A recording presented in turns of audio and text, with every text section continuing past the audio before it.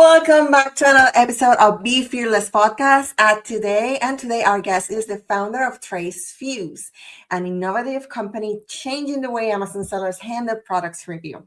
With more than 20 years of experience in digital marketing, he has combined his industry expertise with deep knowledge of the Amazon marketplace to create a solution that protects brands from unfair negative reviews. Over the past 5 years, his team developed 100% white hat Amazon TOS-compliant system designed to remove abusive reviews and help businesses safeguard their reputation. Ladies and gentlemen, let's welcome the one, the only Shane Baker. Hey, what's going on? Thank you so much for having me. This is exciting. Welcome. I love that. We do everything in here. We do everything. I guess. Full service. That's awesome. Yes. How are you doing today? I'm doing awesome. I feel very honored and blessed to be on your podcast today, especially after a little bit of a hiatus. Man, you were telling me the story about that. 1 year of a break. You got pushed into retirement for a hot second, and now you're back and making magic happen. Yes, that's correct. Yeah, that's correct. I did think one episode in between because I thought, okay, I'm back, and I was not back at all. And then I had to wait a couple more months, and here we are again, retaking the podcast and bringing out all the amazing people that have all these amazing stories to tell and to inspire our audience. So first and foremost, there's one question that we ask everybody in this podcast, and that is, who was Shane Baker? Barker. I keep saying Baker. I'm sorry. It's Barker. Oh, you're great. Shane Barker. Who was Shane Barker growing up, and what was his dream? Yeah. So, it's funny. So growing up, I was raised in California. So I was raised by hippies in California. So that'll give you a little backstory on me. I was raised in a very loving family, and we did a lot of camping, a lot of stuff like that. And young Shane, his dream was, so early on, I say Shane 1.0, right? So we're probably at Shane 4.0 or 5.0. Hopefully we're getting better versions as we get older here. Yeah. But when I was younger, I was really, really fixated on money. That was a big thing for me as a kid. My family was very frugal. So we had enough to go trips and do things, but we weren't rich by any means. And so, if I had one pair of shoes that I would have for 2 years, 3 years. There just wasn't, there wasn't, and everybody else would, not everybody else, but other people would have things and get things. And so, I was once again very, very lucky, but I always wanted more. I would look at other people that had money and thought, oh man, that was really intriguing to me. Now I can tell you, Shane 4.0 and 5.0, money's important, but it's not the number one thing as I was when I was younger. When I was younger, I just was very goal driven and goal oriented and said, hey, I wanted to get to $1 million as an example was my thing, but that I wanted to get to before I was 30. And so that was kind of the plan. And then, as you grow older and you start to realize things and you gain knowledge and work with people and you kind of go, hey, you know what? Money's important. Last time I checked, it is nice to, be able to pay the bills and get things going, but it isn't the end all be all, and so that was a transitioning point, a pivoting point for myself to say, hey, let's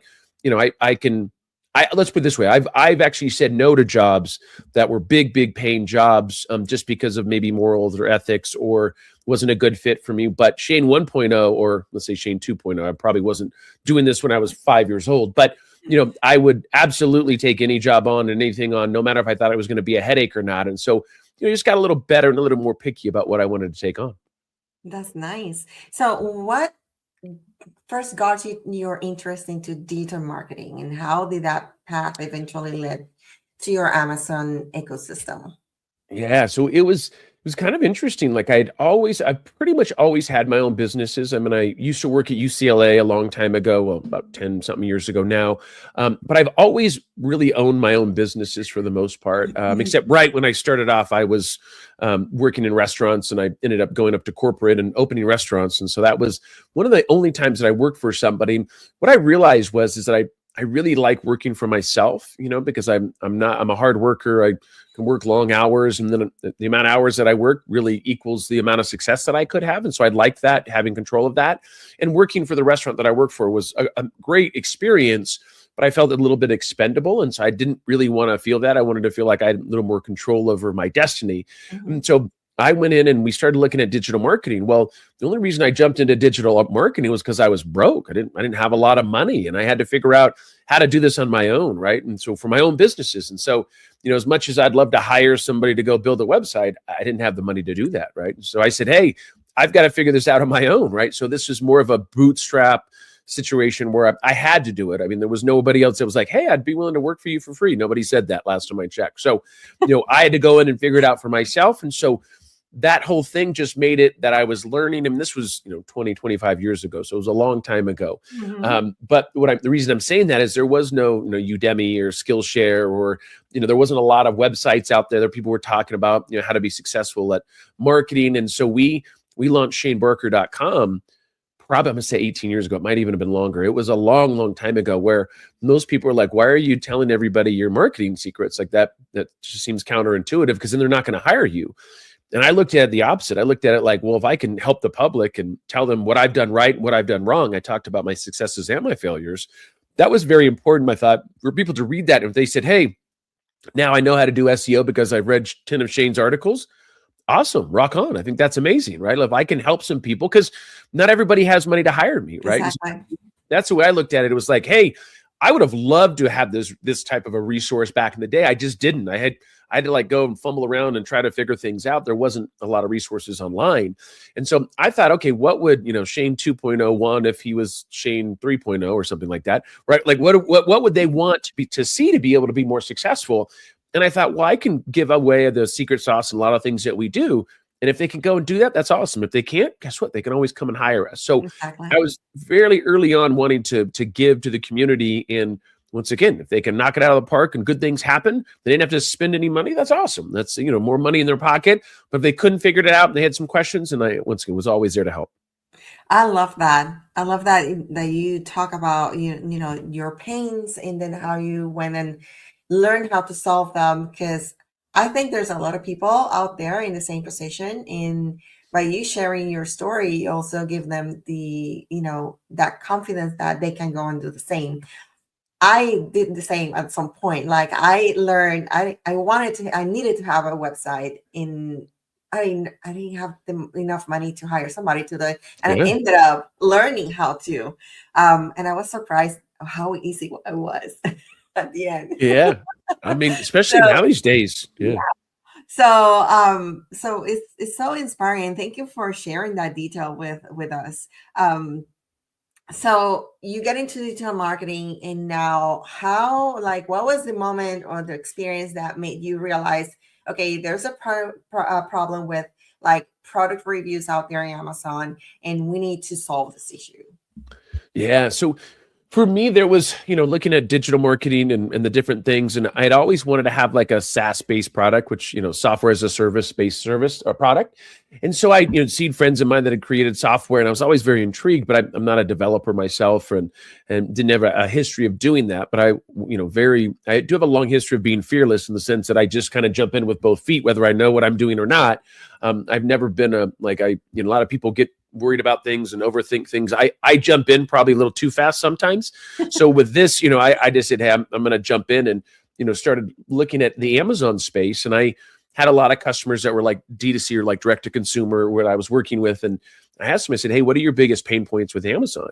And a lot of them said, hey, the reviews, right? And so I said, okay. So I did a little bit of a deeper dive into that, and said, okay, like I wonder if there's something we can do here. Talk about, the title of your podcast being fearless.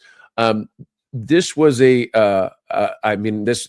ultimate challenge of being fearless. And what I mean by that is we were the first company to ever be able to file cases and get reviews removed on Amazon as a service. And so we really paved the way. And I'm not just saying that. We were literally the first company to do it.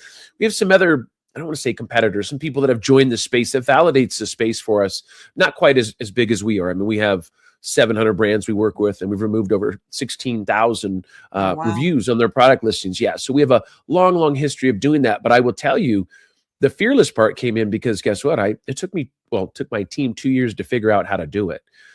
It was not an easy process. What I mean is there's just, some people, you can click a report button, you file a case, and then maybe you'll get removed. But there's a lot of moving pieces, a lot of ways that you can do things wrong. And so we spent 2 years really testing it and trying to see if we could do this. And there was times, as we all know as entrepreneurs, where you go, you know what, maybe I should do something different. Maybe this is, it's easier when somebody else does it, because then you can look at it and see what they're doing. They've already spent all kinds of money to figure out what's right, what's wrong.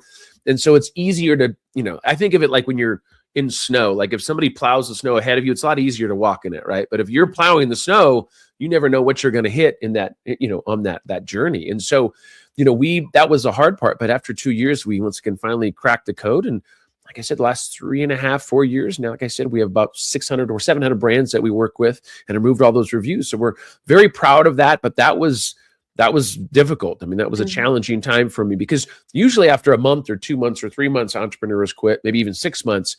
But 2 years, took some resilience. I was, at that 2-year mark, if we hadn't hit that, if we hadn't have like knocked it out of the park like we did, I would, I probably would have said, hey, listen, I got to focus on something different here, because it took up time, resources, money. I mean, there's a lot of things that happened there, but by the graces of whoever we believe in, somebody came in and said, hey, we're going to come in to help Shane. He's been working really hard. His team's been working hard for 2 years, and then we cracked the code. So once again, very proud moment for me.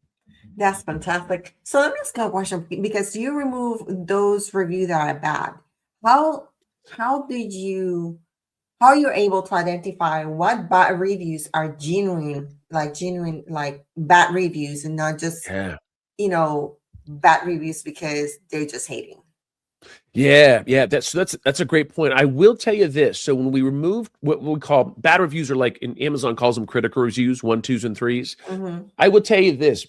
The cool part about what we do is we go after reviews that violate Amazon's own rules. So you could be a seller and you can have a review that you don't like, or somebody says something that offends you.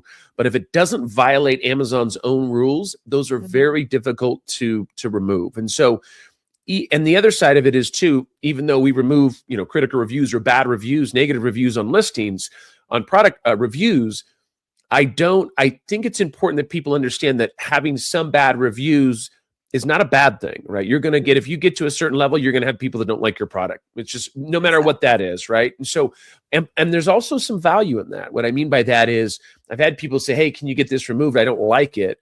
And it's like, well, but if you've heard that, a lot of people are saying the same thing over and over, that's an opportunity to pivot and change your product, right? Or even your service. And so I think there's value in that. And some people come to us and say, hey, I want to get rid of all of my critical reviews. Well, first of all, it's not possible. And the other thing is, I think there is value in that. It's a learning lesson. It's constructive criticism. Now, I'm sure they would have loved to have gotten an email and not have it be in a public forum where everybody can see it. But what I tell people is, you just want to make sure that you're more proactive than reactive, right? So you're going and grabbing some good reviews and you're really building a great foundation. That way, if you get a bad review, it's not going to be as bad. But once again, I'm not against critical or bad reviews, because I think it's important. That can help a brand, right? I mean, that really can. I mean, it sucks a little bit, once again, for the whole world to see it, but there is some value in that. And we go after the reviews. We talk about violating Amazon's guidelines. I'm talking about mentioning competitors. So it could be, oh, hey, I really like these Nike Air Maxes, but man, I really miss my Adidas X1s, right? That in theory sounds like you like the Nikes, but what you're really saying is, I want the Adidas, right? So you can't write a review like that. You can't mention a competitor. You also can't write a review that says, oh, I bought this creatine for $29.95 on Prime Day. Now it's $49.95. There's no way I'd pay that. It's too expensive. Well, what you're doing is comparing the pricing, and Amazon doesn't allow that. So that's another one. Another one, if you cuss. So if you say, even a legit review can be, but if you throw in the F word, the S word, A word, all the other words that are cuss words, you can't do that either. So also, if it's Amazon's fault for shipping out and it was late, broken, or used, then that's an Amazon issue, not a product issue, right? Because Amazon's the one who ships out. If you ship out of your warehouse, guess what? That's going to be your team. Your team has to figure that out. So those are the main things. There's a lot of different guidelines, but those are the main ones that we see most of the violations happening on. Oh, wow. That's interesting. Thank you so much for that insight. Yeah, of course. Who knew there was so much, going behind Amazon reviews, guys? Really. There is. It's kind of crazy. When we opened up Pandora's box and started looking, and it was pretty crazy. It's a pretty, because reviews, as you kind of touched on earlier, I mean, how do you know it's just not somebody hating? right? And that does happen. There's certain categories in Amazon where things get really aggressive. And what I mean by that is like, it's like pet, beauty, and supplements. And the reason why that is because the price of the items are usually pretty inexpensive. So I'll give you an example. We have dog treats, let's say, as an example. So my dog, Bailey, is 17 years old. This is a true story. She has certain treats that she likes. My wife has like unlimited budget because Bailey has to smile every day. She's an angel brought to us from the heavens above. And we give her dogs. Oh, you got a dog over there? Yes. Yes. I love it. Tell me about it. Oh man, I'm telling you. He gets anything that he wants. Oh, it's art. My dogs actually live better than most humans. I can tell you that hands down. My dog gets treated better than most humans. But so the what we're looking at is the lifetime value of those treats for my dog. If she's 17, if she started eating them when she was 3 and she's 17 now and she does a bag a month, well, you do the math, right? I mean, it's worth thousands of dollars. We call the lifetime value. So what happens is, so if my dog loves these treats and they're the best thing ever, well, it's a cheaper $30 item, let's say, or treats. And then, but the lifetime value of myself as a customer could be thousands of dollars. And so what these companies will do, they'll come in and buy these dog treats. So we have 2 competitors. So let's say a similar product. Somebody will get a buyer's account, buy the competitor's product, give it a 1-star review and say, oh, my dog got diarrhea, or my dog almost died, or went to the vet, like says crazy things. Then everybody goes, ooh, I don't want to give, I didn't know that was the situation. My dog seems to be okay, but I'm going to go switch to another brand. And guess what you do? You switch to the competitor. It's the same person that wrote the bad review for this guy, for this brand. So it doesn't happen all the time, but there's just the ones that there's a cheaper item. Like if you have a $10,000 bike on Amazon, you're not going to go buy 10 of those from your competitor, for $100,000 and write a bad review. None of it makes sense from from an ethical standpoint, but from an ROI standpoint, that's why it makes more sense, but it doesn't make any sense at all because you shouldn't do that. You got to be a good person and a better person. But that financially, it makes sense for them to do that. And that's what we see. And we go after a lot of that as well, because we're hoping that if they write a crazy review, that they're going to mention a competitor, pricing, cussing, an angle that we can go and file a case and get that removed for our customers. Okay. Nice. And let me ask you a question, because sometimes I do this. Because I love to do reviews on everything. Awesome. What about when, for example, you kind of like break down your review on, let's say, packaging, product, et cetera, et cetera, et cetera. And then you make a comment, compare it to another product. This one is X or Y, right? Is that allowed, or is that something that is as long as it doesn't mention the other brand, it's okay? So you as to write a review, you really can write anything you want, right? Amazon, sometimes they will catch that if you mention a competitor or something, and Amazon will catch that. Sometimes they don't catch it. So what happens is if it gets through their first line of defense and it gets to the thing, you're as a buyer, you're not going to get in trouble for that, right? That's not like they're going to give you a warning. But as us, if you went in and you just said, hey, I bought a similar product and you didn't mention the brand, you can do that. But if you said, I'm using this brand and I'm comparing it to this brand and I like this other brand better, that's a legit review. Like, not to say that you're not gaming the system. You're saying, hey, this is how I truly feel. The problem is there's people before you that were doing that to game the system. So it messes it up for somebody like yourself that's writing a legit review.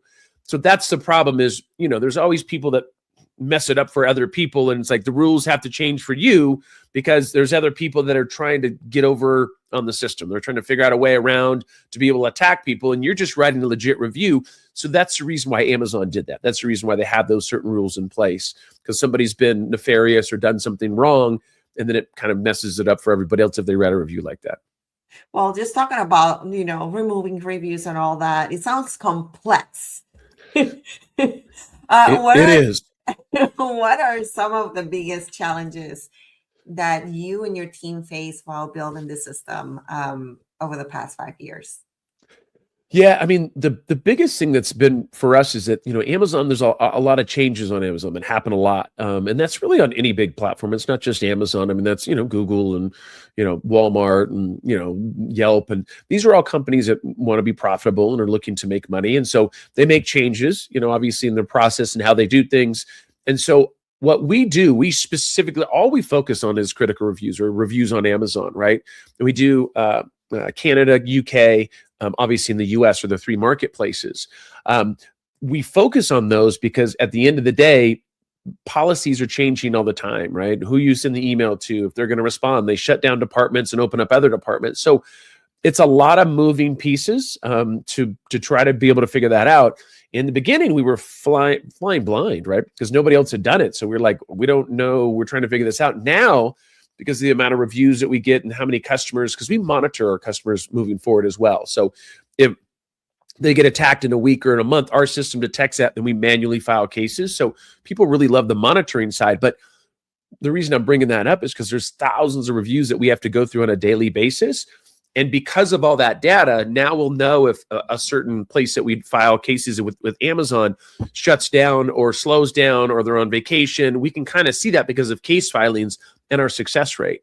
So we've kind of looked at that. Now we have information that usually, isn't going to be available to the common folks because they don't file the cases or have the amount of data that we have when we go and do that. So now we can pivot and move things around and kind of make changes. But that's really what it is Amazon changing of policies can be very tricky at times. We think we have it. The minute you think you got it figured out, another week or two, you could have some issues. Wow. And let me ask you a question, because sometimes people don't know how bad a review can be for the seller. And I think that's the most important thing of your job is to help these brands to, stay alive, basically in the market. How bad is how is the impact of a bad review on a brand? Like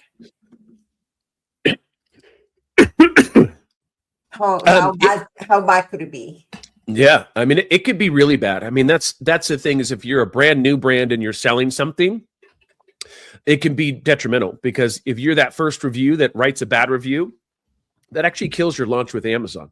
Hold on a second. I'm going to take a little sip of water here. So, yeah, go ahead. So basically what you're saying is that first bad review, basically it's not killing the seller. It's basically kind of like disappointing Amazon on that relationship with the seller.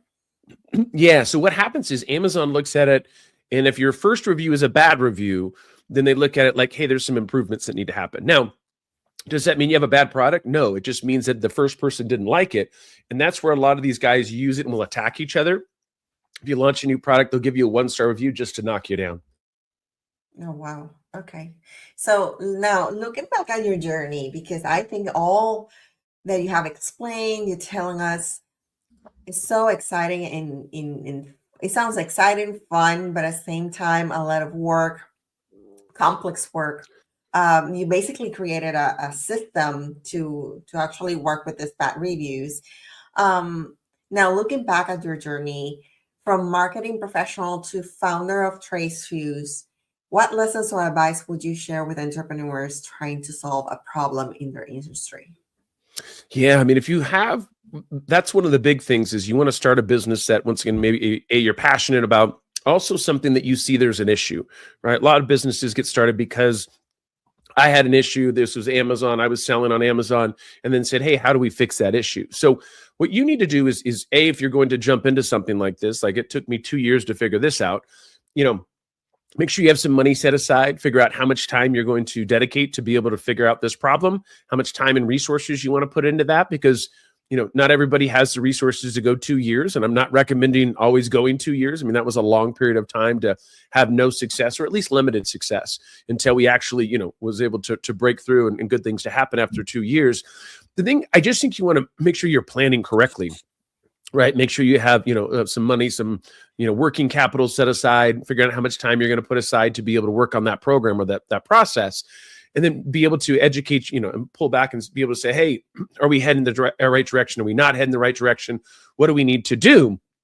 That's going to be the big thing, right? It's like, hey, don't be shy about, be fearless, right? If you want to go and try something, you want to make something happen, there's nothing wrong with jumping in with both feet, but you don't want to jump in with both feet and not be prepared. financially, have a team in place, hiring some people, figuring out, hey, once I get to this point, I'm going to probably need to hire this person. This is what we're looking at. I need to, putting together some financials or at least some KPIs, right? Key performance indicators of, hey, what sales do you need to get out before you hire another employee? Really put that plan together, because it's one thing to jump in with both feet. It's another thing to jump in with both feet, but be prepared, right? Know what you're going to have to go through, or at least have an idea. Not, we always talk about this is an entrepreneur's journey, right? It's these ups and downs, but really at the end of the day, it's going to be a little more stability if you kind of know that, hey, when I get to this point, I'm going to bring some help on, or I'm going to need to do this, or I need to make this happen, and really planning ahead of time instead of jumping in with both feet and not being ready for what might happen, because things are going to happen. When you start your own business, it's just the reality of it. You got to be prepared for that. You don't want to get hit with a $1,000 bill and not have any money and then have to shut the business down because of that. Yeah. Do you have any like fun stories through your journey, like a specific moment that made you realize, okay, we need to do something? Like, do you have one of those fun stories? I got 1,000 of those stories. Yeah. I have a crazy story. So this will be, talk about, I know I keep saying fearless, but I do love the title. Go ahead. Of the podcast. I love it. I know. I love it. But so I would tell you, this is a crazy story. I'm going to make this nice and quick. So one of the reasons why we jumped into reviews and reputation management and those types of things. In fact, you're one of the first hearing this, but we're going to be branching outside of Amazon as well. And the reason why it's so important to me is I know the value of a good review, and I also know how detrimental a bad review can be. I know that firsthand because I had a business when I lived in California. I'm in Reno, Nevada now. We've been here for just a few years now. But about 12 years ago, maybe even a little longer, I got sued by the Attorney General of California for $60 million. Yeah, so that you talk about fearless. So I got sued by the Attorney General. And the reason why that was is because there was old employees in some customers that we had. We had about 1,600 customers that were unhappy with their success. So what we would do is, it was in the real estate space, and we would help people that were put in bad loans that were taken advantage of. And so we were helping these, but the problem was we were going up against, Bank of America, Wells Fargo, these big institutions. And I was, fighting for the small guy.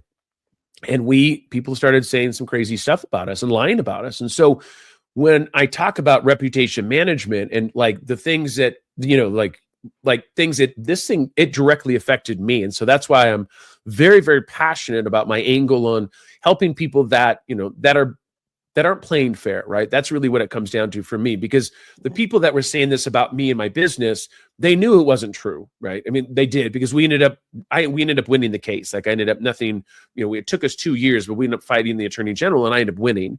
But the reason I'm telling you that is because I didn't have anything to hide. I was like, in fact, I still have the same phone number that I had 15 years ago, 20 years ago. I didn't change anything other than people were coming at me and saying things that were untrue.